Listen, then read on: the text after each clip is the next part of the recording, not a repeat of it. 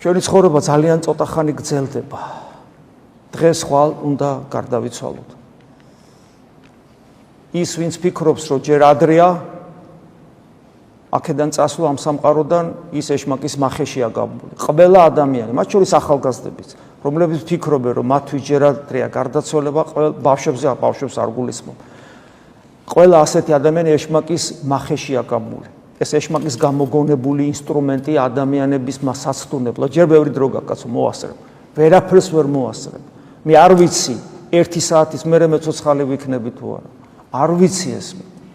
ამიტომაც ჩვენ უნდა გამოვიყენოთ ჩვენი ცხოვრების ყოველი წამი. დასაკარგავით რო არა გაქვს. ეხლა ამას მე იმიტომ კი არ გეუბნებით, რომ ვიცით რატო გეუბნებით? მე ვიცი სიმწარე საკუთარ ტყავზე მაქვს გამოცდილი, რას ნიშნავს დროის დაკარგვა.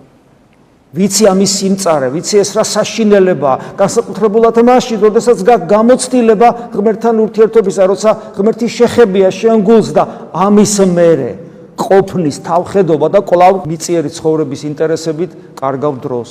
კვლავ ღმერთის გარეშე ამყოფებ შენ მისტიკურ სიღრმეს, ანუ არ ახარ გონებით გულში ქრისტეს ხმობელი და მაძიებელი. ხანდახან ასაკოვან ადამიანს რო შევხვდები ხოლმე, ხო გიწევს სიარული. აი უკვე რო ძანას, აი ჯოხით, აი რაღაცა ძლივსო დადის.